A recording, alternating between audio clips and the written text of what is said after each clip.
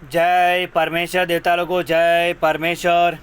मैं इस जाल में कह दूँ जिससे इस जाल का हाल मेरी आंखों से मुझको सब नज़र आता है कि यह बनिए जिसके नाम का पाप कराते हैं उसी को लग जाता है। सो मैं अपने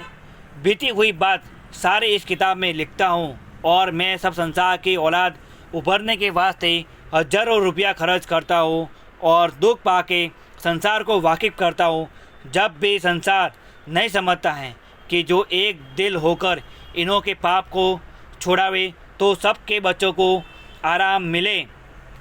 जय परमेश्वर। सात अनुपदास महाराज लिखी किताब जगत का नी 274 पेज पढ़ करके बंदोबस्त करो, जब जाके सब संसार की औलाद को अच्छी तरह से आराम मिलेगा। वो किताब मुफीद अम मौसुम ब जगत हितकार ने तस्नेब सात अनुपदास मोतवदा मुलक मारवार। यह जगत हितकार ने जिसको श्री अनुपदास प्रिंटिंग प्रेस छावनी एरमपुरा में छाप के प्रसिद्ध किया। तारीख 17 अप्रैल सन 1909 जहाँ बैसाख बुद्धि 12 सम्मत 1965। पेज नंबर 100 की और भूल रखी तो फिर इनका जाल छूटना मुश्किल है, क्योंकि फिर तुम जो जाल को छुड़ाना चाहोगे तो फिर तुमसे हरगिज़ हरगिज़ नहीं छूटेगा। इससे तुम सब संसार के लोग एक दिल होकर इन बुनियों के जाल को मेरे जिंदगी में छुड़ाओगे। जब इनका जाल छूटेगा और मुझको इनके जाल की इस तरह से खबर पड़ी है कि इन बनियों ने मुझको अपने राक्षसी पाप से तकलीफ़ दी है कि जो मुझको इनके जाल से ज़िंदा रहने की उम्मीद नहीं है, परंतु मैंने अपने ऊपर गिरते ही जाल के इन बनियों का जाल संसार में जाहिर करना शुरू किया और यह कहा कि इन बनियों ने मुझको अपने राक्षसी पाप से कल्पाया है और कल्पाते हैं, जिससे साबित होता है कि यह बनिए मुझको अपने राक्षसी पाप से मार देंगे। परंतु इन बनियों ने अपने राक्षसी पाप से मुझको मारा तो इससे नहीं है कि हमने राक्षसी पाप से मार दिया तो संसार यह जानेगा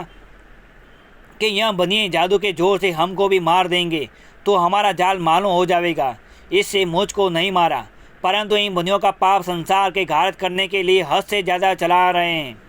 इससे मैंने संसार को बनियों के जाल से वाकिफ़ करना वाजिब समझा कि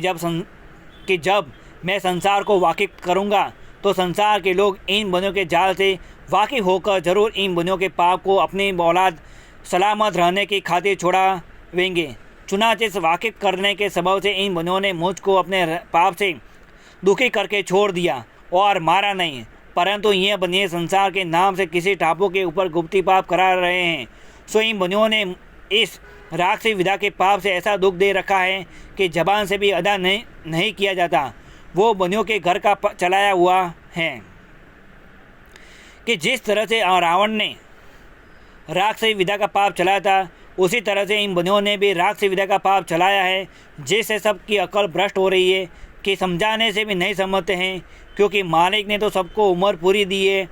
परंतु यह जो कच्ची उम्र में मरते हैं सो यह गुप्ती पाप से मर जाते हैं। सो इस कच्ची उम्र के मौत का ख्याल करके संसार के लोगों को बनियों के जाल से वाकिफ़ करना ज़रूर बात समझा कि जो मेरे जीते जी इन सौदागरां का जाल छूट गया, जब तो छूट जाएगा जब संसार के बच्चे बच जाएंगे, नहीं तो बनियों की चोरी किसी पर जाहिर नहीं होगी,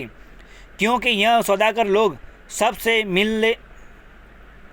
मिल जाते हैं और मिल के सबकी अकलों को भ्रष्ट कर देते हैं, जिससे फिर संसार के लोगों को ऐसा सूझता है कि जो बनिए कहते हैं वो सच समझते हैं।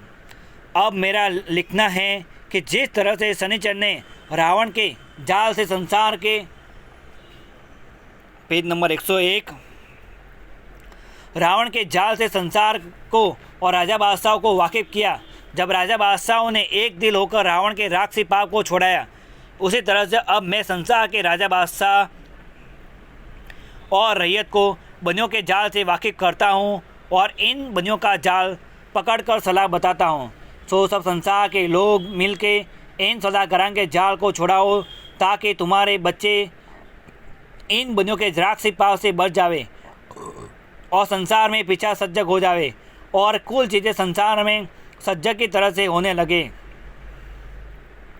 कि जैसे पहले ज़माने में होती थी उसी तरह से अब भी होने लगे। सो जब कि सज्जक होगा तो चांदी सोने के खाने भी प्रकट हो जाएगी। और जबकि आदमी बीमार होता है और दुबला हो जाता है तो उसका शरीर कमजोरी के सबब से दुबला हो जाता है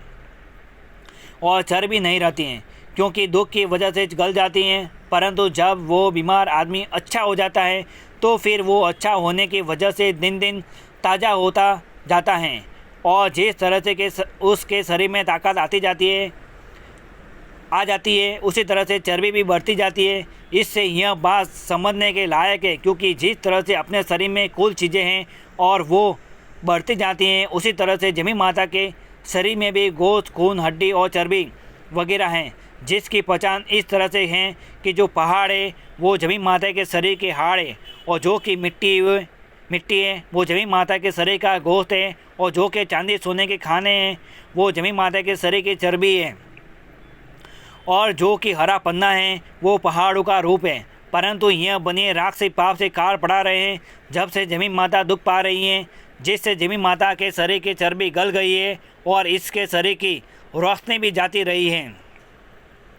सो देखो भाई कि जिस तरह से आदमी का शरीर बीमारी के सबब से कमज़ोर हो जाता है और बस सूरत लगने लगता है, इसी तरह से जमी माता के भी रंग बदल गया है कि जो कोई भी नहीं पहचान सकता है। और जमी माता का शरीर तो मालिक ने अपनी कुदरत से और ही किस्म का और आदमी और जीवाजून का स्वरूप और तरह का ही बनाया है, और अलावा इसके झाड़ वनस्पति का स्वरूप और ही तरह का बनाया है। सो भाई मेरे हो, परमेश्वर ने अपने कुदरत से सबके स्वरूप न्यारे न्यारे बनाए हैं कि जो ज़मीन के ऊपर मौजूद हैं। सो तुम तमाम जान के लोग इस बात का ख्याल दिल से रखना कि जिस दिन तुम तमाम जान के लोग एक दिल होकर इन बनियों के जाल को छुड़ाओगे, जब जमी माता का शरीर तैयार हो जाएगा और पहाड़ का जो स्वरूप है वो हीरा पन्ना की तरह से चमकने लगेगा। जय परमेश्वर देता लोगों, सात रनोमदास महाराज लिखी किताब जगत का 274 पेज पढ़ करके बंदोबस्त करो, जब जाके सब संसार की औलाद को अच्छी तरह से आराम मिलेगा। सात रनोमदास महाराज लिखी किताब जगत का 274 पेज पढ़ करके बंदोबस्त करो। छावनी एरमपुरा सिंहवत 307027, मोबाइल नंबर 8905653801। जय परमेश्वर देता लोगों, जय परमेश्वर।